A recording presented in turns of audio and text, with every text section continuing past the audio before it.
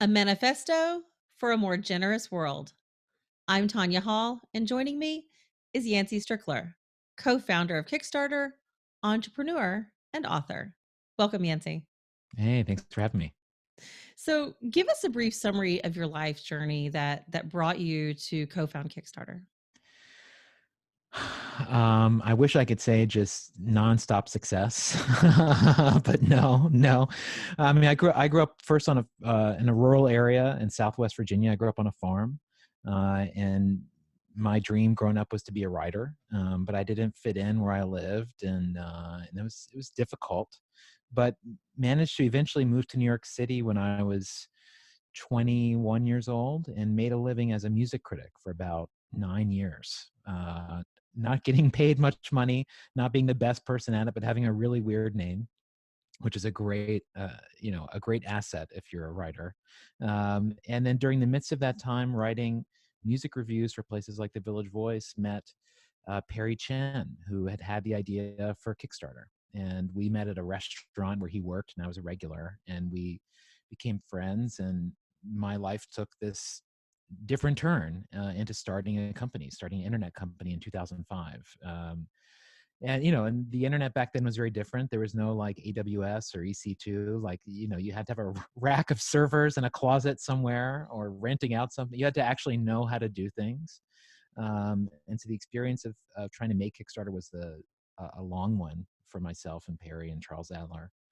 But you know, Kickstarter made it, and 10 years later, it's still here and helping people fund projects. And yeah, and up until now, I left the company 2 years ago. I'd been CEO my last few years there, and about 2 years ago, I left the company and then started working on this book that's about sort of I don't know, kind of applying the meta lessons of Kickstarter structure a little bit to the world at large, and just trying to continue what has been, I don't know, only in hindsight can you kind of see like the narrative progression of yourself.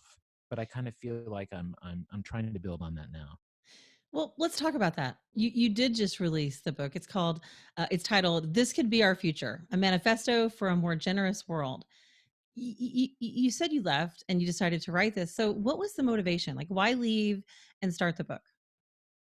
Well, the book started for me it started while I was still CEO. And it started by watching the Lower East Side of New York, where I lived, start to get remade through gentrification. And, um, it's a thing we've become sort of, I don't know, immune to even having feelings about at this point. The story of like gentrification feels so old. But there was a moment where Mars Bar, which was this like old punk dive bar, got torn down and replaced by a TD Bank. And at the time, it was the fourth TD Bank within a 15-minute walk of that same corner. And as someone who lived in the neighborhood, it was like, did some virus infect storefronts overnight and turn them into chains? Like, what is going on here? And so I ended up researching that and gave a talk about that not that long after at a tech conference, where I connected this idea of the reason why storefronts are becoming banks is the same reason why movies are sequels.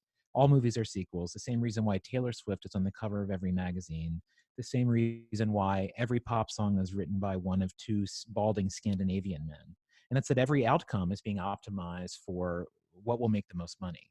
And this very limited notion of thinking about value, and really only seeing the only acceptable output as any decision being a growth of financial value. And I realized that was the only way that the world around me made sense.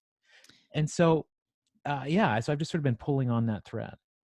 Well, I want to have you explain that. In fact, you're someone who's basically lived by not maximizing profit. So, Yeah. but how do you do that? I mean, talk about that.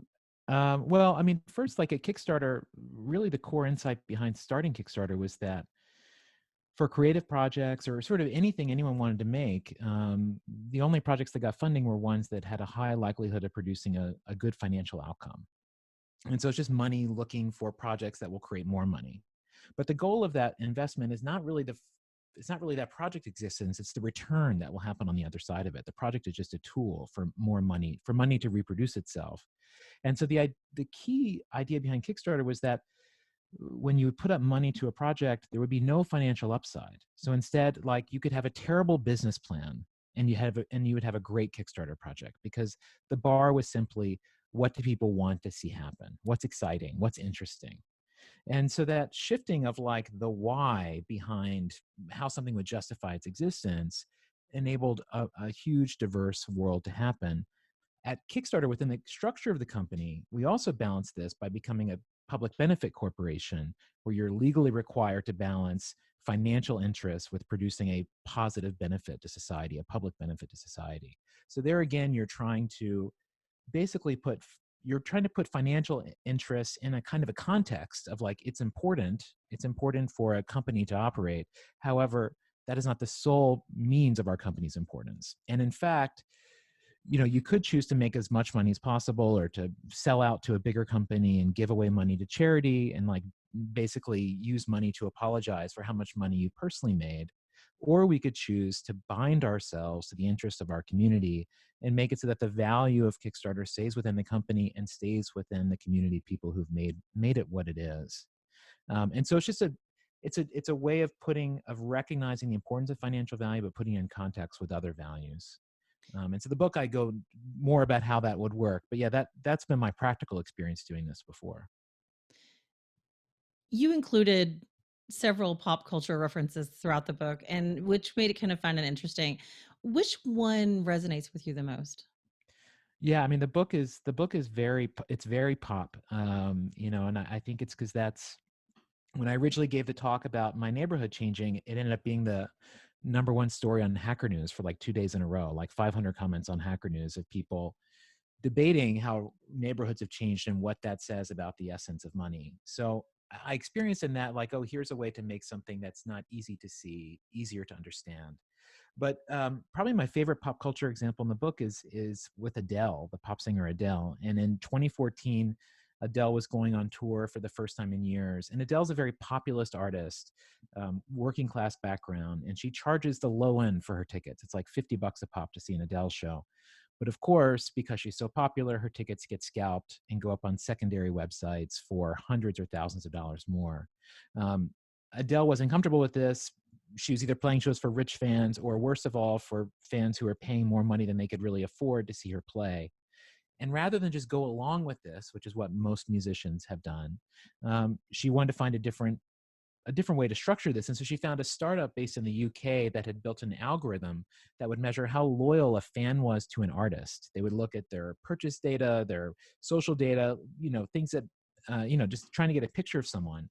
And then they used it to specially invite the top, whatever, 20th percentile of Adele fans in each market, allow them to buy tickets that had no restriction on reselling.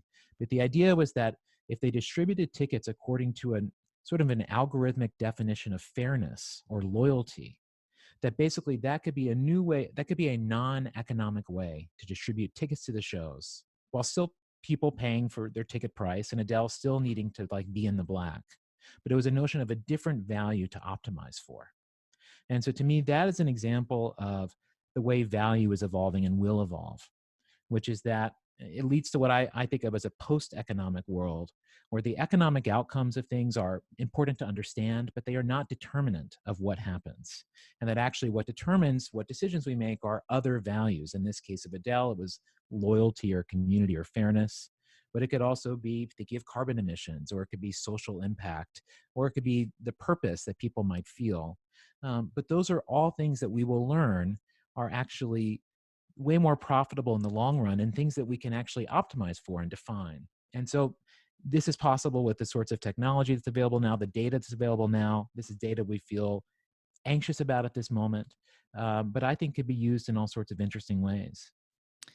Another example that you talk about in the book is in referencing Chick-fil-A. In fact, they're a Yeah. company that thinks so much about their employees that they close on Sundays. Yeah. Why does that matter? Well, what I love about Chick-fil-A's story is that 6 days out of the week, Chick-fil-A is a fast food chain, the most liked fast food chain by customer surveys in America, but like they're just a profit maximizing company. But then one day out of the week, they're not. One day out of the week, instead, they optimize for community and for sort of like the usness of Chick-fil-A. And so there's, 6 days out of the week where they operate according to one mindset and then one day according to another. And to me, this is a highly rational way to think about sort of the multiple responsibilities you have as a business and also the multiple kinds of value that you provide. Like the idea that providing value is in doing nothing at all, to me is a quite beautiful sentiment. And so I look at that as like an enlightened way of thinking about things, a way of seeing that, yes, our financial interests are important, but they are just one of multiple factors to consider. And then in Chick-fil-A, it's finding a very practical way to express that of just simply one day a week we're closed. I mean, it's very simple, but it sets a clear line and communicates very clearly what they're about. It's also a decision that costs them $1 billion a year in sales. I'm sure it does. How can tech and innovation professionals apply this approach to their operating models in the coming decade? Well, in the book, I invent a philosophy I call Bentoism, which is a way of redefining self interest. It's seeing beyond now me, it's imagining your future me, your now us, the people who you rely on, your future us of the next generation. There's a site, bentoism.org, that lays this out. But I think that's a way for companies and people to think about their choices and to make sure they're living up to their values. And the phrase I keep thinking about is being self coherent, like being in integrity with yourself is very hard, but that I think is really what we should be working for more than happiness, coherence. um, and I don't think that I think that the growth of this mindset depends on a lot of tech people. It depends on our ability to measure and define things in different ways. I imagine coming on the backs of this an organization that I will create and start up, that will be focused on the expression and the identification of Bentoist values. So, how is it that we can define social impact? How is it that Adele's loyalty algorithm idea could be applied to other spaces? What does it mean to distribute goods in non-economic ways? And can we build the justification for using financial value to invest in creating non-financial value? And so these are all things that to me are like the steps that really unlock us from where we are now and allow us to start building towards what I think are the next challenges, and the challenges like climate that are bearing down on us. Um, and I think that work begins now. And so if someone feels something listening to me talk about these ideas, like I want them to raise their hand and come join. That's I'm just a couple months into this, yeah, and that's what I'm meeting the others right now. I'm meeting the others, and so I feel like this is a decades long process that I think will show immediate returns and long term returns, but is about just building the case and really making the argument for the rationality of using financial value to create non-financial value. Yancey Strickler, co founder of Kickstarter, entrepreneur, and author of This Could Be Our Future, a manifesto for a more generous world. Consider my hand raised, Yancey. Somebody wants to get a Let's do copy of it. your book. Maybe they want to connect with you personally. How can they do that? Yeah, the book you can find bookstores anywhere. This Could Be Our Future, a manifesto for a more generous world. You can find me at ystrickler.com, my first initial last name. There's a contact button that goes to me. Say what's up. Say what's up. Thanks again, Yancey. And if you guys want to find more of my interviews, you can do that right here or go to tonyahall.net. Thanks for watching.